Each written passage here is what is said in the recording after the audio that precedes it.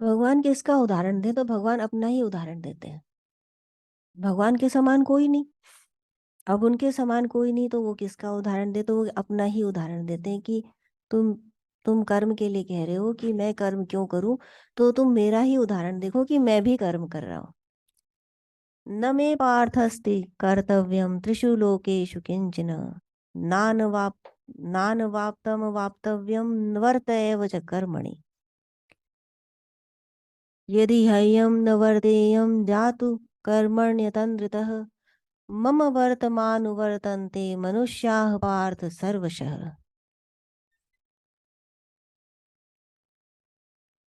सीदेयुरिमे लोका न कुर्यां कर्म चेदहं शङ्करस्य च कर्ता स्यामुपहन्यामिमाः प्रजा। भगवान कह रहे हैं कि हे पार्थ, मेरे लिए कोई कर्तव्य कर्म नहीं है। तुम्हारे लिए तो कर्तव्य कर्म भी है। तुमने जहाँ जन्म लिया वहां पर तुम्हारे लिए कर्तव्य भी है। जिस भी अवस्था में तुमने जन्म लिया तुम्हें अपने कर्तव्यों का निर्वाह तो करना ही है। पर मेरे लिए तो कर्तव्य कर्म भी नहीं, क्योंकि मैं तो आजाद हूँ। न ही मुझे कुछ अप्राप्त है।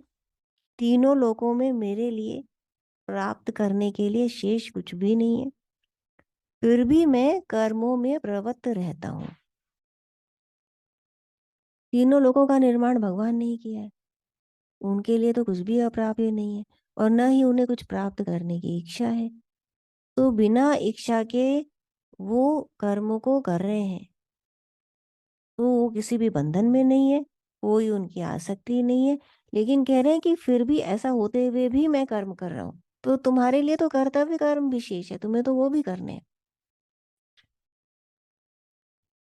23वें श्लोक में कह रहे हैं कि यदि मैं किसी समय कर्मों को ना करूं तो मनुष्य मेरा ही अनुसरण करते हैं और वो भी कर्म नहीं करेंगे। तो अब इस बात को देखना है कि भगवान का हम अनुसरण कैसे कर रहे हैं।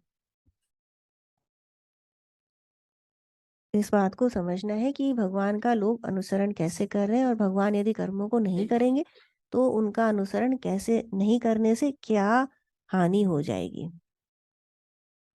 फिर भगवान कह रहे हैं कि यदि मैं कर्म ना करूं तो ये विश्व नष्ट हो जाएगा और अत्यधिक विभ्रम का कारण बन जाऊंगा मैं। इस प्रकार मैं मनुष्यों के विनाश का कारण बन जाऊंगा कि मेरे ना करने से, कर्म ना करने से यह विश्व नष्ट हो जाएगा। क्योंकि मनुष्य मेरा मेरा उदाहरण जान करके और उसी प्रकार कर्म करते तो ये विश्व नष्ट हो जाएगा, विभ्रम उत्पन्न हो जाएगा, मिश्रण स्थापित हो जाएगा, कर्मों का मिश्रण हो जाएगा और जो जो विश्व ये चेतना है ये पूरी की पूरी नष्ट हो जाएगी। अब ये 3 श्लोक बहुत गहरे गहरी बातों को इंगित कर रहे हैं। जिस तरह ऊपर से दिखाई दे रहे हैं उस तरह देख करके बात पूरी समझ में आती नहीं। अब योग की दृष्टि से जो व्याख्या होती है वो पेनिट्रेटेड होती है। सूक्ष्म कहते हैं उसको कि वो अंदर प्रवेश करती है। जो कुछ लिखा है, जो कुछ सामने है, उसके अंदर अंतर्निहित चेतना क्या है उसको देखने का प्रयास करना, ये यौगिक दृष्टि है, जिसको हम साइंस कहते हैं, यौगिक साइंस। क्योंकि उसके अंदर अकाट्य सत्य दिखाई देते हैं। तो भगवान क्या है, ब्रह्म क्या है और वो किस प्रकार कर्म कर रहे हैं। और ब्रह्म क्या है ये तो बताना इम्पॉसिबल है। न तद भास्यते सूर्यो न शशांको न पावक यद गत्वा न निवर्तन्ते तद धाम परमम मम। कि जहाँ सूर्य चंद्रमा की गति नहीं है और जिस जगह पर जाकर कोई लौटता नहीं है वह मेरा धाम है, भगवान कहते हैं। किसी के घर जाते हैं तो उसका घर देखकर समझ आता है ना कि रहने वाला व्यक्ति कैसा होगा। तो भगवान का धाम ऐसा है तो उसमें रहने वाला व्यक्ति कैसा होगा। तो ब्रह्म को इसी तरह से उदाहरणों के द्वारा जानते हैं। अब ब्रह्म खुद अपने बारे में बता रहे हैं तो उससे अच्छा अच्छी विवेचना कुछ नहीं हो सकती। तो वो कहते हैं न तद भास्यते सूर्यो न शशांको न पावक यद गत्वा न निवर्तन्ते। वहां जाके तुम्हें लौटना नहीं पड़ेगा। ये जो बार बार जन्म मरण का चक्कर है ना, ये समाप्त हो जाएगा। एक बार वहां चले गए तो वो समाप्त हो जाएगा। तो अब इस बात को ऐसे देखिए कि एक तो गति हो गई ब्रह्मविद की, कि वह ब्रह्मलीन हो गया, वह तो हो गई मुक्ति। अब वो बात समझ में नहीं आती, तो उससे नीचे का देखिए कि पिता के घर जाके कैसा लगता है। कि वहां जाकर के ऐसा लगता है ना कि बस शांति मिल गई, अब कहीं जाना नहीं है, कहीं आना नहीं है। अब यहाँ पर पूर्ण शांति होगी। भटक रहे हैं, सब तरफ भटक रहे हैं, और वापस पहुंचे, आपने अपने घर का निर्माण कर लिया, लेकिन वहां तो टेंशन हैं, 10 काम लगे रहते हैं। लेकिन जब आप अपने पिता के घर गए, माता पिता के घर, तो कितनी शांति होती माता पिता की गोद में। ठीक वैसे ही भगवान का घर है, कि वहां किसी का प्रकाश नहीं है, किसी और का प्रकाश नहीं है। वहां जो प्रकाश है वो सब सिर्फ मेरा है। तो माता पिता के घर में जाके क्या धन धन से आश्चर्य मिलता है? धन तो हो सकता है आपके घर में ज्यादा हो, तो वहां किससे आश्रय मिल रहा है? वहां जाकर के किस चीज से आश्रय मिल रहा है? किसका प्रकाश है? वो सत्ता वहां पर कौन सी है जो आपको शांति प्रदान कर रही है? उस चेतन सत्ता के प्रकाश में, और वहां जाकर के जिस प्रकार आपको शांति मिलती है, उसी प्रकार भगवान का जो स्थान है वहां जाकर के शांति हो जाती है, पूर्ण शांति। तो वो ऐसा क्या काम कर रहे हैं जो चेतना रूप में विद्यमान है? माता पिता ऐसा क्या कर रहे हैं जो आपको शांति दे रहा है? उनकी प्रज्ञा है ना, उनका भाव है, उनकी प्रज्ञा है, उनकी चेतना है जिससे शांति मिल रही। वही चेतना प्रकट हो रही है संपूर्ण विश्व में, जो आपको शांति दे सकती है, यदि आप जान ले यहीं पर कि आप उसकी गोद में बैठे हैं। पर ऐसा है नहीं, हो नहीं पाता। तीनों श्लोकों को एक साथ लेके चल रही हूँ। तो क्या होता है कि जैसे एक बच्चा पैदा हुआ, 5-6 साल का है, 10 साल का है, उसको मालूम पड़ गया कि पिता की संपत्ति पे मेरा अधिकार है, लीगली है, पिता की संपत्ति पे बच्चे का अधिकार है। तो बिलियनियर है उसके फादर, अब उसको जान गया कि मैं भी बिलियनियर हूँ। तो वो 10-12 साल का बच्चा पिता की संपत्ति पे अपना अधिकार जानता तो है, अपना अधिकार मानता तो है, और लीगली वो उसका अधिकार भी है। पर क्या वो उस अधिकार के, उस संपत्ति के लायक है? क्या वो उसका भोग करने के, उसे संभालने के लायक है? तो वही स्थिति है सर्वसाधारण की, वही स्थिति होती है कि वो पिता है, ये जान लिया, वो पिता है ये मान भी लिया, और ये सब कुछ हमारा है ये भी जान लिया, और वो मैनिफेस्ट तो नहीं हो रहा, क्योंकि अभी अर्न नहीं हुआ। वो ज्ञान, वो शक्ति उदय नहीं हुई कि आप उस बिलियनियर की संपत्ति को संभाल सकें, उस सर्वशक्तिमान की संपत्ति को, उसके कर्मों को देख सकें, जान सकें, समझ सकें। उस शक्ति का अभी उदय नहीं हुआ, तो उसको उसको उदय कराना पड़ेगा। कैसे बच्चे की ट्रेनिंग करते हैं कि यदि उसको इतना बड़ा एम्पायर संभालना है तो उसकी ट्रेनिंग की जाती है ना, पढ़ाया लिखाया जाता है, पिता अपने साथ में रह के समझाता है, और वो बच्चा समझता है। दोनों तरफ से होना चाहिए। यहाँ पे क्या हो रहा है, पिता अपने साथ रख के समझाने का प्रयास कर रहा है, पर बच्चा बहुत नॉटी है।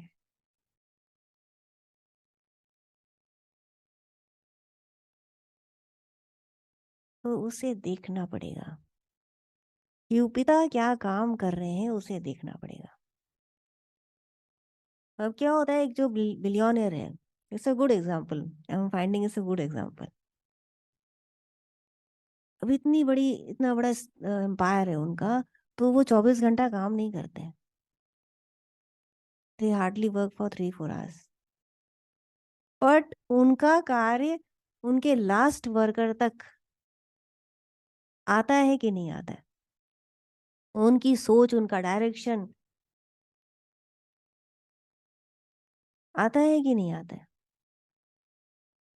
उसको समझना पड़ेगा कि कैसे दिखाई दे रहा है। भगवान कह रहे हैं ना कि मैं कर्म करता हूँ, तो भगवान का कर्म कर हमको कैसे दिखाई दे, वो कहाँ कर्म कर रहे हैं?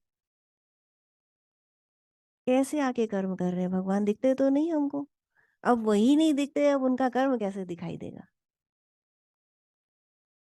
तो हम उसका कर्म कैसे देखें? और भगवान कह रहे हैं कि लोग मेरा उदाहरण मान के चलते हैं।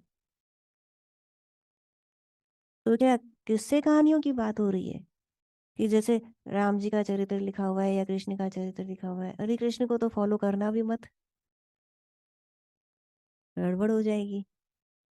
तो फिर हमको किसका उदाहरण फॉलो करना है? ये क्या बात कह रहे हैं भगवान? तो उस बात को समझना होगा, उस गूढ़ सत्य को जानना होगा कि उनका कर्म कहाँ दिखाई दे रहा है। तो भगवान कहते हैं कि पूरी प्रकृति में, इस पूरी चेतना में मैं ही परिलक्षित हूँ। तुम मुझे देखने का प्रयास करो कि मैं किस प्रकार कर्म कर रहा हूँ। कि मैं कर्म ना करूं तो इतना विध्वंस हो जाएगा कि संपूर्ण विश्व नष्ट हो जाएगा।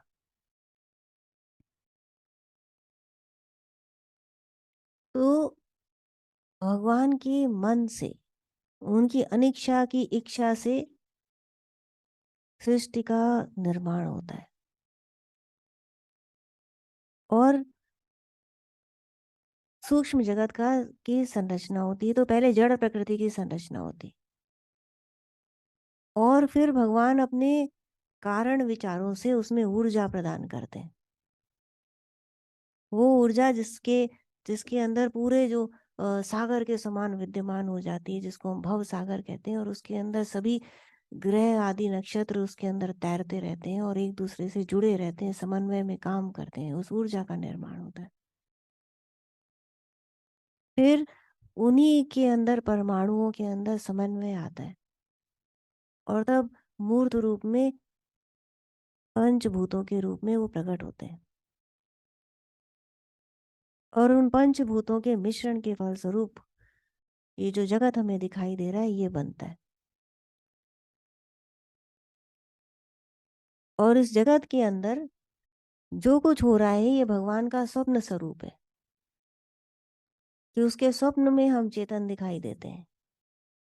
और ये उतना ही वास्तविक है जितना हमारा स्वप्न है।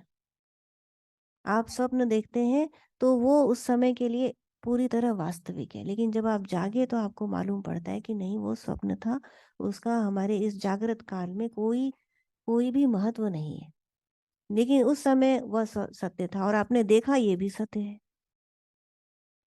तो ठीक इसी तरह वह स्वप्न, ये जो पूरा जगत है, ये भगवान का स्वप्न है और वो इसके अंदर और इसके द्वारा काम करते हैं। तो इस जड़ प्रकृति के अंदर प्रवेश करके भगवान काम करते हैं और इसके द्वारा भी काम करते हैं। तो ये उनके लिए करण भी है और ये उनका कार्य भी है। और इस कार्य का परिणाम भी वही है। यदि पहले कुछ नहीं था, तो यदि कार्य हुआ तो उसका परिणाम क्या होगा? वह भी वही होगा। वह अलग कैसे हो सकता है? यदि पहले ब्रह्म निस्पंदन था, कुछ नहीं था, तो यदि बाद में कुछ प्रकट हुआ, तो वह भी उस सत का स्वरूप सत ही होगा। सत में से असत नहीं आ सकता। और यदि कुछ था ही नहीं, तो उसमें कुछ होने का भाव नहीं आ सकता।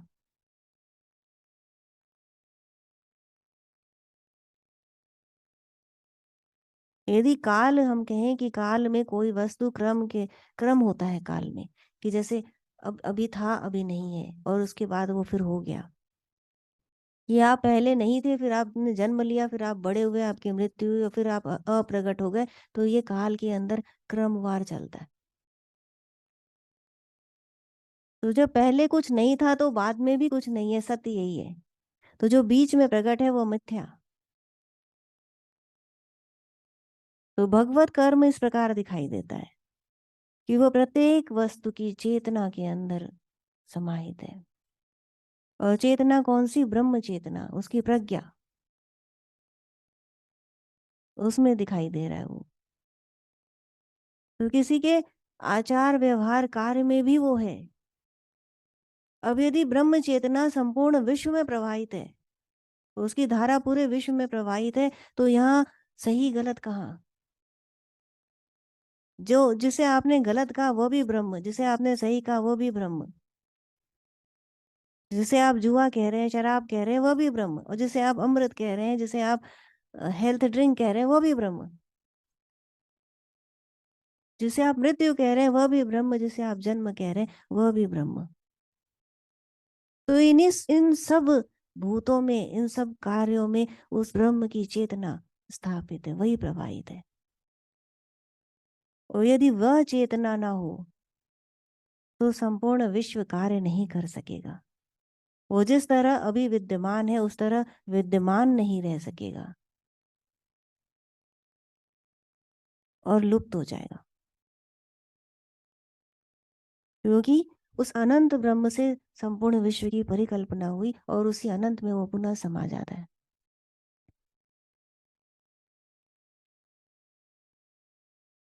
तो उसे कैसे जान पाओगे? अब ये गूढ़ विषय आ गया तो ये साधारण समझ में नहीं आता, तो फिर हम साधारण की बात करें। ये ऐसी भाषा बोलिए जो समझ में आए। तो भगवान ने कहा मेरी विभूतियों को देखो, कि तुम मेरी विभूतियों को देखो, कि तुम जैसे पर्वत है तो तुम सुमेरु पर्वत को देखो, नाग है तो तुम वासुकी नाग को देखो, कि मैं प्रकट होता हूं तुम्हें मार्ग दिखाने के लिए। अब जो भगवान उदाहरण की बात कर रहे हैं वो कैसे? तो मनुष्यों में संत, मनुष्यों में जो संत है, जो योगी है, जो ज्ञानी है, वह मेरी विभूति है। देखो सभी मनुष्य भगवान का ही संरचना है, ईश्वरी है, लेकिन उनके अंदर जो उदाहरण स्वरूप बन के तुम्हारे सामने आते हैं, जिनको जिनको तुम फॉलो करते हो, वो भगवान की विभूतियां हैं। जैसे योगी राज हुए, तो क्या किया हमने? उनके उनको उदाहरण स्वरूप मान के उनको फॉलो करते हैं। तो वो ईश्वर की विभूतियां हैं, जिनके द्वारा वो तुम्हें प्रेम पूर्वक स्वयं को जानने के लिए प्रेरित करते हैं, संतों के माध्यम से, योगियों के माध्यम से। पर क्या होता है कि जो अज्ञानी है वो किसको फॉलो करने लगता है? वो उसको फॉलो करने लगता है जो दम्भी है, जो अभिमानी है, जो बलिष्ठ है ना? आपके पास एग्जाम्पल वही होते हैं कि देखो वो मॉडल कितनी सुंदर है, देखो वो आदमी ने कितने पैसे कमा लिए हैं, देखो वो कितना बलिष्ठ है, ताकतवर है, ही मैन हो गया। और एक पहाड़ों पर घूमता, जिसके पास कपड़े नहीं है, निर्वस्त्र योगी, वो मालिक है इस संपूर्ण सत्ता का। और जो सच्चा मालिक है वो कहता ही नहीं कि मैं मालिक हूँ। पेड़ पर फल लगते हैं हजारों, तो पेड़ उन फलों पर अपना अधिकार नहीं जमाता, लेकिन जो तोड़ के ले गया वो कहता है ये मेरे।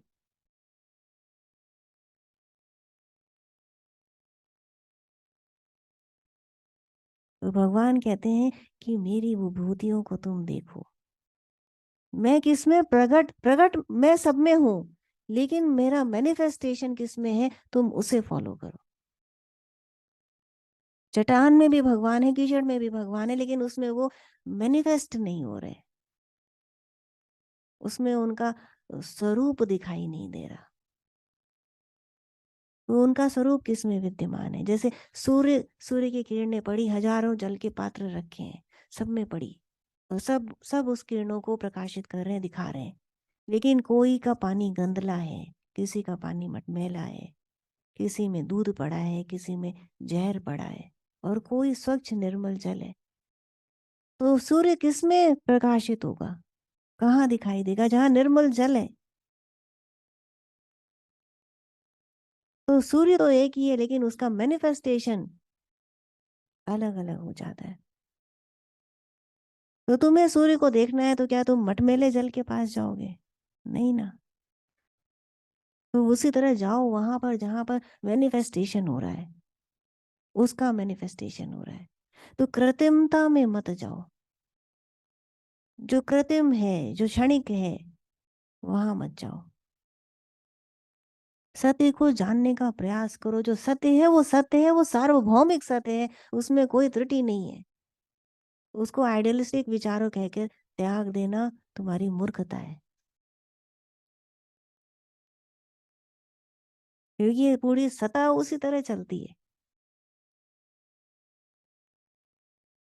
ये सोचना कि ये गलत है, ये तो बस केवल 1 घंटे के लिए है, जान लिया, पढ़ लिया, ठीक है, अब लग जाओ अपने कामों में। नहीं, तुम्हारे काम इसी से संचालित हो रहे हैं।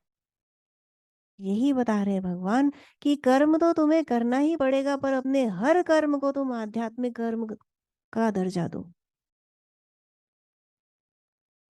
और मुझे देखो कि मैं किस प्रकार कर्म कर रहा हूँ। मुझे देखो अर्थात मेरे उन मैनिफेस्टेड रूपों को देखो जिनके माध्यम से मैं तुम्हें दिखा रहा हूँ।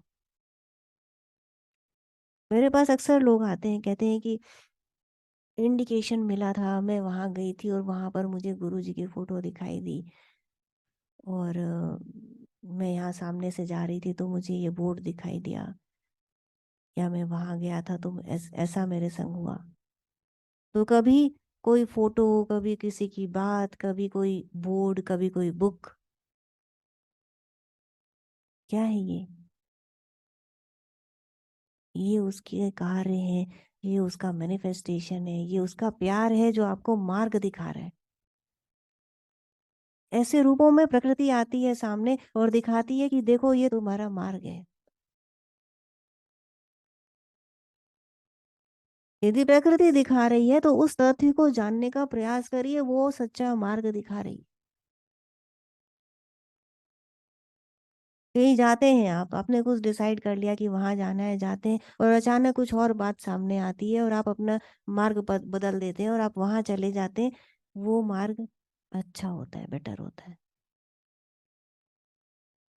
क्योंकि प्रकृति के ये जो फ्लो है वो आपको, आपने देखा और आपने उसको फॉलो किया। और प्रकृति का फ्लो सदैव सत्य के लिए होता है।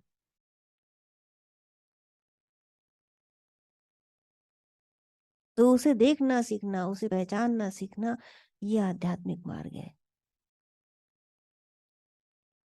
तो ये तभी आएगा जब आप अपने सभी कर्मों को यज्ञ स्वरूप बना देंगे, सभी कर्मों को आध्यात्मिक कर्म बना देंगे।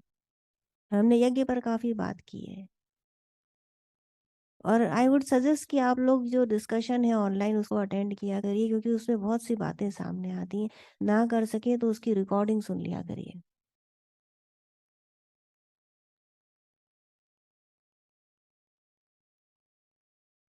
क्योंकि ये गूढ़ विषय हैं, इनको समझना, इनके अंदर सूक्ष्म बुद्धि का प्रवेश होना बहुत अति आवश्यक है।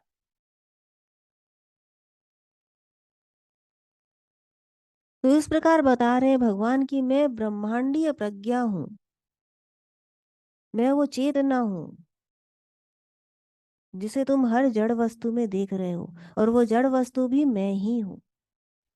कि भगवान ने, उस ब्रह्म ने अपनी इच्छा से जड़ प्रकृति को उत्पन्न किया। मैं रिपीट कर रही हूँ, उस भगवान ने, उस ब्रह्म ने जड़ प्रकृति को उत्पन्न किया, और फिर अपने अपने कारण विचारों के माध्यम से सूक्ष्म जगत का निर्माण किया, ऊर्जा के स्रोतों का निर्माण किया, जिसके अंदर वो सब प्रवेश कर गया, वो सब एकजुट हो गया, उसको संग्रहित किया भगवान ने।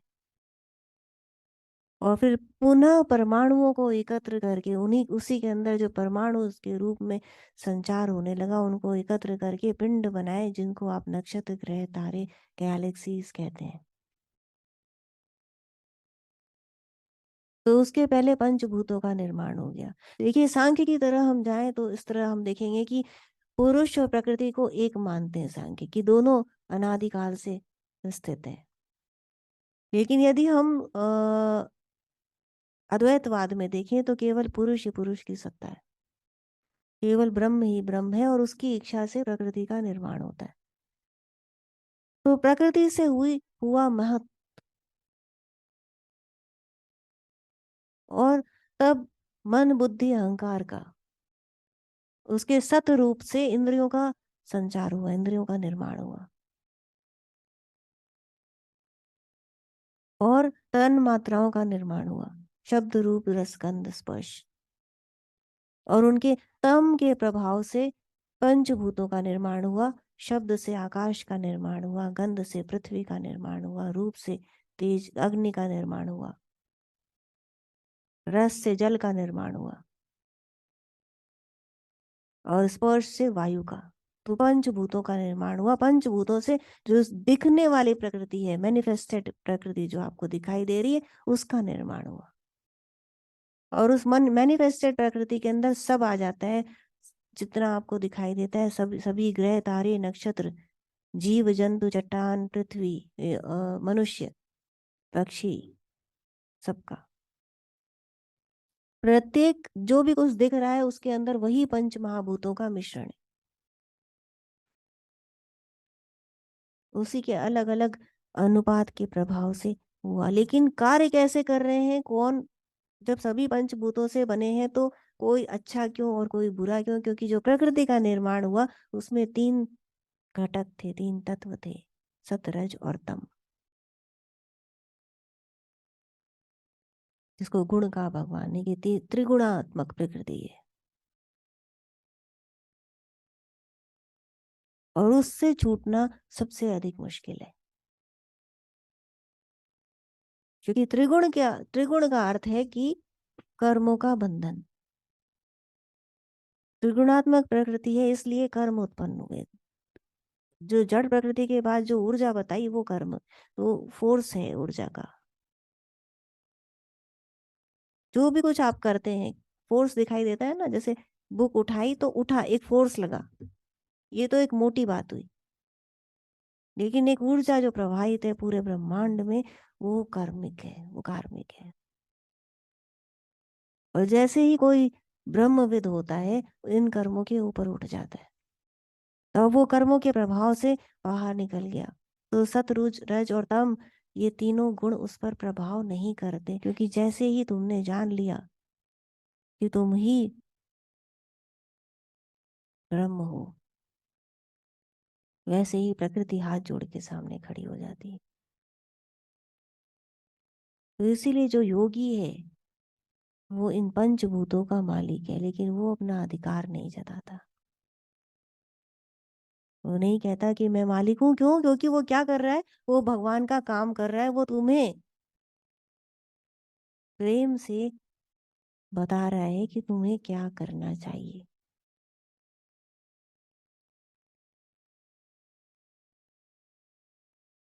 तो भगवान जिन उदाहरणों के द्वारा तुम्हारे सामने प्रकट होते हैं उन्हें देखो,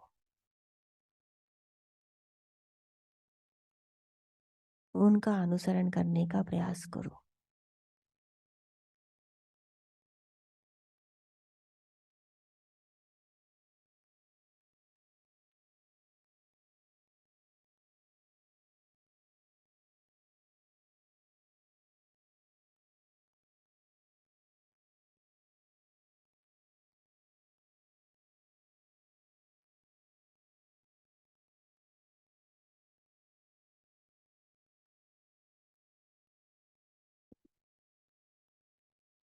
योगानंदा ने लिखा है कि भगवान कहते हैं, यदि मैं परम पिता सृष्टि में कार्य नहीं करूंगा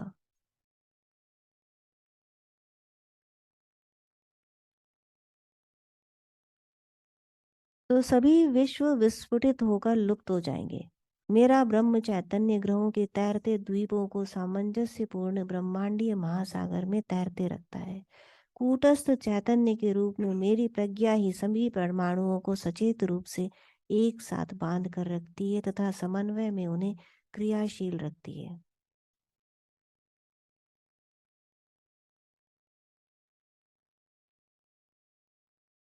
अनुकरणीय उदाहरणों की उपस्थिति के बिना मानवता असंतुलित जीवन व्यापन करेगी।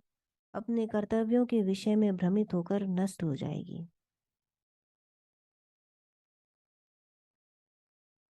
वो एक सिनेमा का उदाहरण देते हैं कि जिस प्रकार सिनेमा में पर्दे के ऊपर प्रकाश पड़ने से आपको पिक्चर्स दिखाई देती हैं।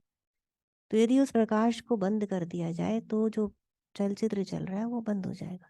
ठीक इसी प्रकार यदि ईश्वरीय प्रज्ञा लुप्त हो जाए तो जो पिक्चर चल रही है वो लुप्त हो जाएगी। तो भगवान कहते हैं कि कर्म तो मुझे भी करना पड़ रहा है, जिससे कि ये विश्व चलता रहे, जिससे कि ये सत्ता चलती रहे, इसके लिए मैं कर्म कर रहा हूँ। तो मैं कर्म में प्रविष्ट हूँ, तुम्हारे कर्मों में मैं प्रविष्ट हूँ। लेकिन उसे मैनिफेस्ट कैसे करोगे जब तुम अपने कर्म को आध्यात्मिक कर्म बनाओगे? कि तुम्हारी हर सांस में मैं हूँ, तुम्हारे शरीर के हर कण में मैं हूँ, तुम्हारी हर चेतना में मैं हूँ, लेकिन तुम मुझे देखो तो, उस तरफ ध्यान तो दो।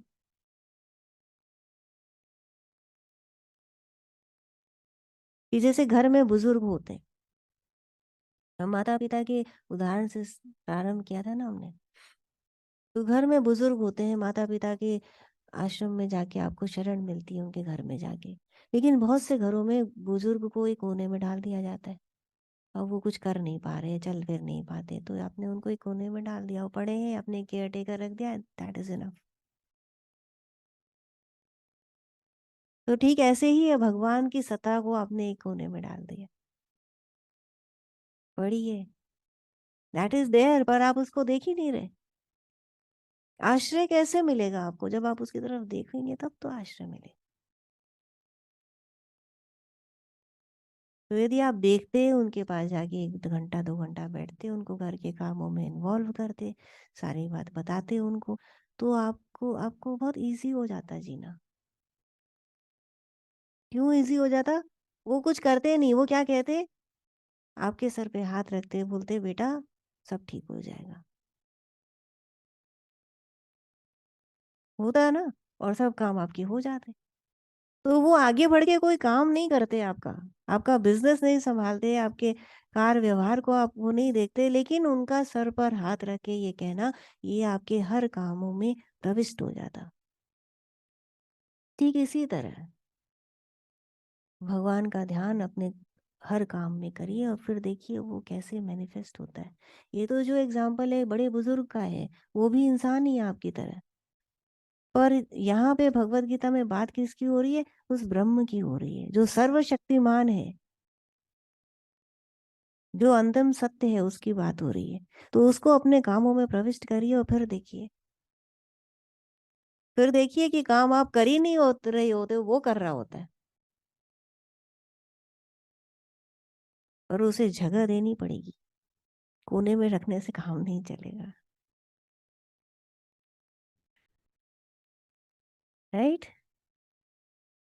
तो उस परम पिता के असली पुत्र होने का दायित्व निभाइए। केवल कह देने से, पढ़ लेने से नहीं होता कि वो हमारे पिता हैं। वो तो हमारे पिता हैं, हम उनके पुत्र हैं कि नहीं, ये देखने वाली बात है। क्या हम क्या हम उस लायक हैं कि हम उसके पुत्र कहलाएं? अपने आप को उस उस सत्ता को पाने के लिए अपने आप में वो टैलेंट लाइए कि आपको वो अधिकार मिल सके, या आपकी जो संपत्ति है उस पर क्लेम करने के लिए वो अपने अंदर वो पोटेंशियल लाइए।